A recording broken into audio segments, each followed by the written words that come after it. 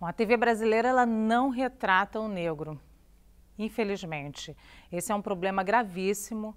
Nós não temos o negro retratado, seja na teledramaturgia, seja no jornalismo, por exemplo, que é a minha área. A gente ainda tem uma dificuldade muito grande. Hoje os negros eles são mais da metade da população brasileira e a gente está muito longe de ter essa realidade racial na televisão. Eu acho que tem muito que ser trabalhado ainda nesse aspecto, né? Mas é fato. A minha história na televisão é a seguinte, primeiro eu me recusei muito a trabalhar em televisão. Eu queria trabalhar no jornal impresso, sempre sonhei em fazer jornalismo e queria ir para o impresso.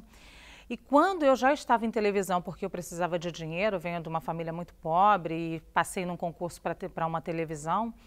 E aí quando eu já estava em televisão, a possibilidade de fazer vídeo surgiu.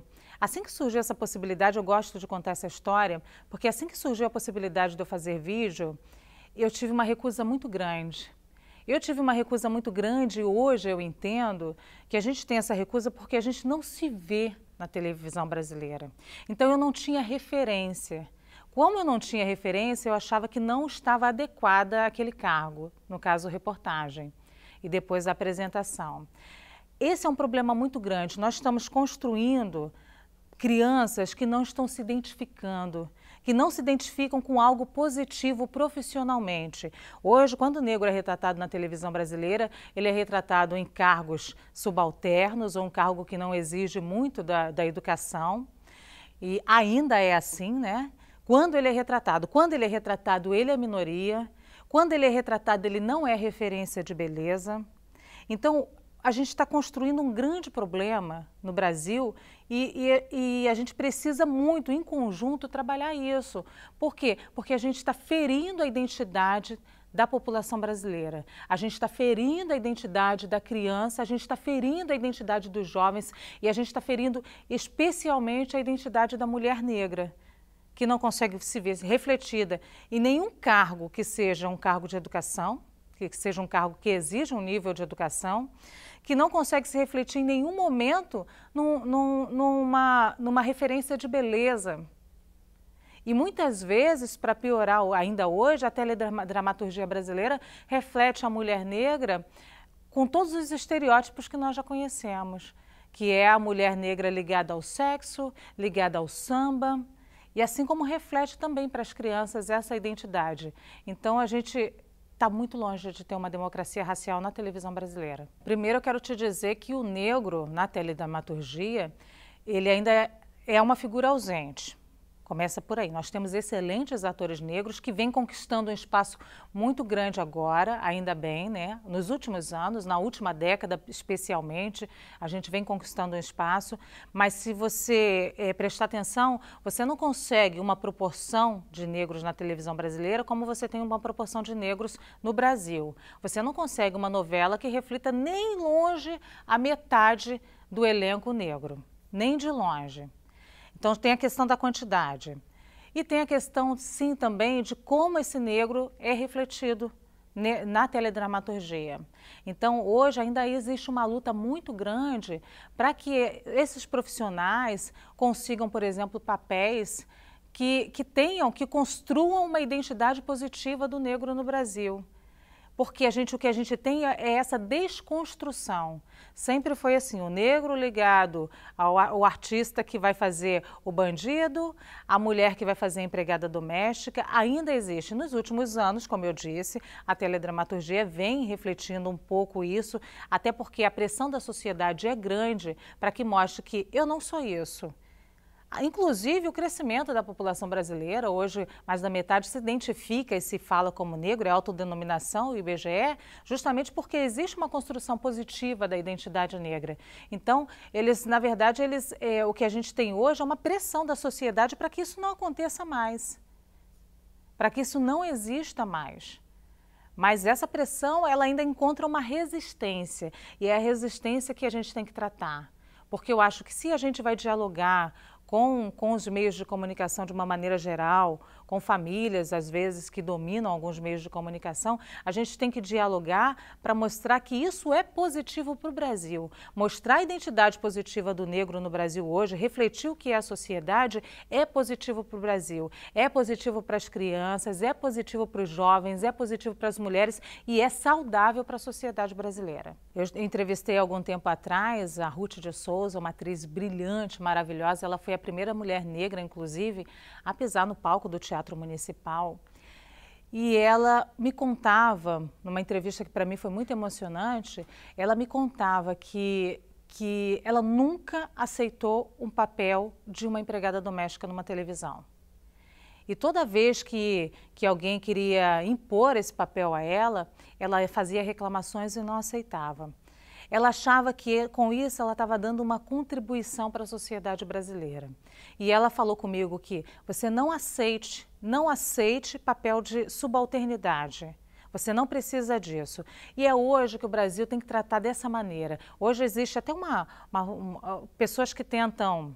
Normalmente são frases muito racistas que tentam dizer não se pode falar nada, tudo tem que ser politicamente correto. Não é que não se pode falar nada hoje no Brasil, é que hoje você fala e você vai ouvir.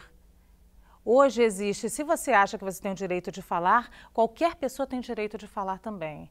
Então hoje o negro ele assume esse papel de protagonista da vida dele.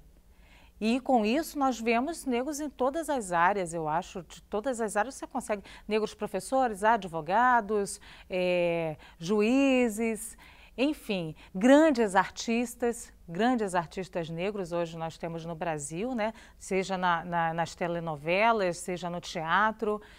Enfim, nós estamos preparando o terreno para mostrar o que o Brasil é essa diversidade. Essa diversidade, ela constrói, ela não é o negativo do Brasil, muito pelo contrário, ela é o super positivo do Brasil. A aceitação dessa diversidade é que vai fazer com que o Brasil cresça. Vai fazer com que a gente não veja mais histórias, como a gente tem relatado, eu no jornalismo relato sempre histórias de preconceito racial.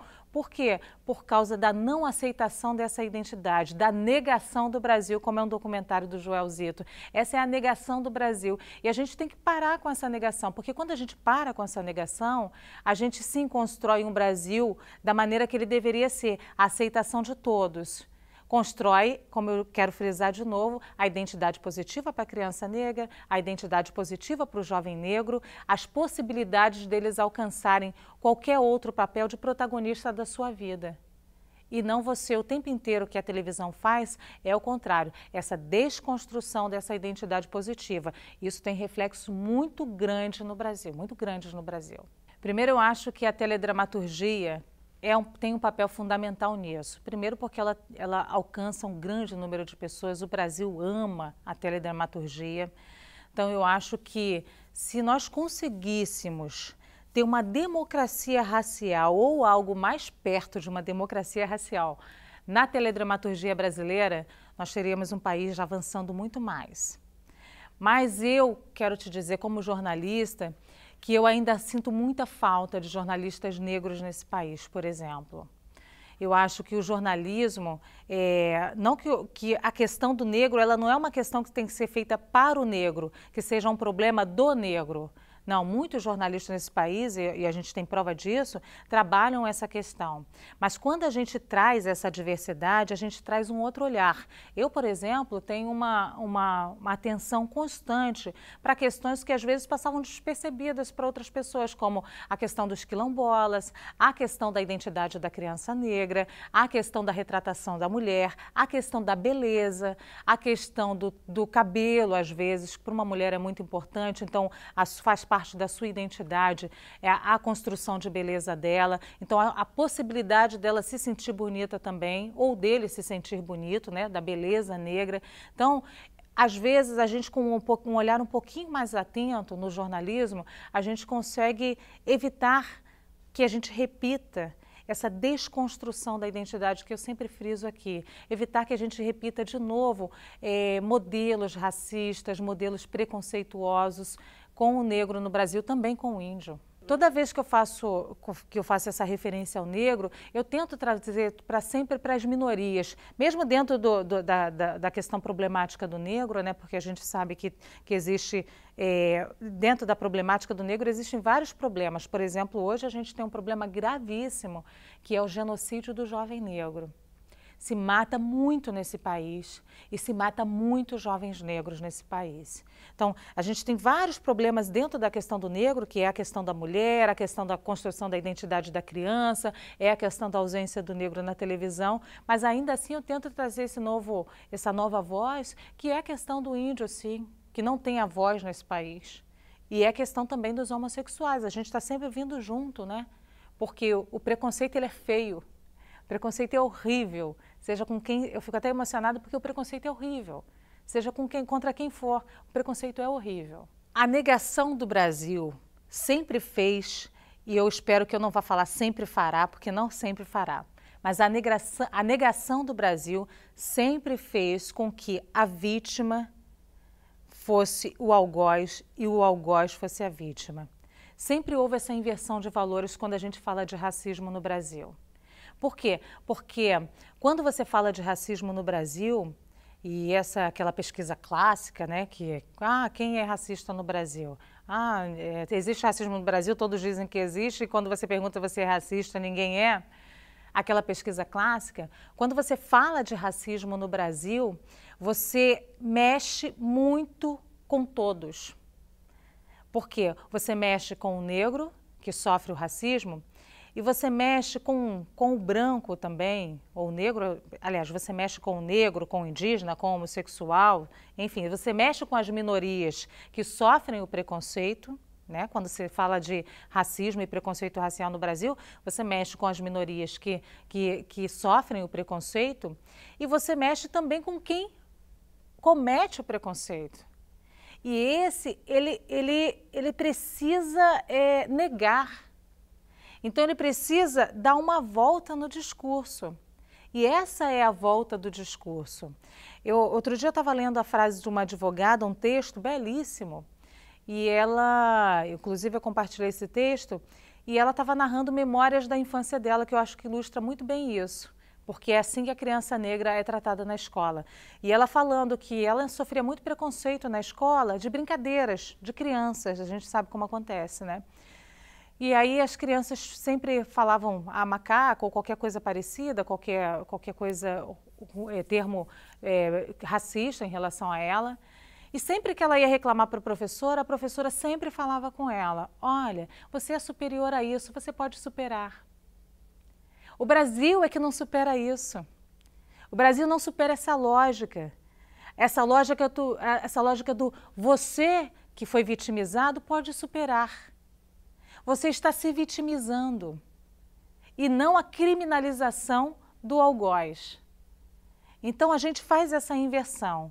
Por quê? Porque a gente precisa disso. A mídia hoje brasileira precisa ainda, e ela está calcada nesses termos que eu não sei por qual motivo, medo de que se tem de se discutir o preconceito racial no Brasil, mas a mídia hoje, principalmente a mídia comercial, se utiliza desse discurso e faz um trabalho contrário, dá voz, cada vez mais defesa e voz para quem comete o ato de preconceito racial, minimizando esse ato, normalizando esse ato.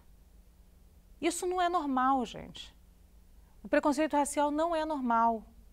Não há mais que se normalizar. Então, eu sempre lembro essa história dessa menina, essa advogada, porque é isso. É a professora falando, você é superior a isso, você pode superar. Não, você não pode superar. Quem tem que superar o preconceito racial é o racista no Brasil. Isso sim, ele sim tem que superar o preconceito. Falar que a televisão brasileira funciona como um mecanismo de institucionalização do racismo no Brasil, eu acho que é um pouco forte. Talvez algum especialista que estude os meandros dessa questão, talvez possa dizer isso de uma melhor maneira, com números, dados, provas. Então, eu não vou te dizer isso, mas eu posso te dar um depoimento pessoal. Desde toda vez, quando eu era criança, que eu olhava a televisão brasileira, que eu me via excluída da televisão brasileira, assim como a criança pobre se vê excluída do mercado, se vê excluída de tudo, se vê excluída da presença dos pais na casa, porque são pais que passam os dias trabalhando, se vê excluída de uma educação de qualidade, porque estuda em colégios que sucateados, sem uma educação de qualidade.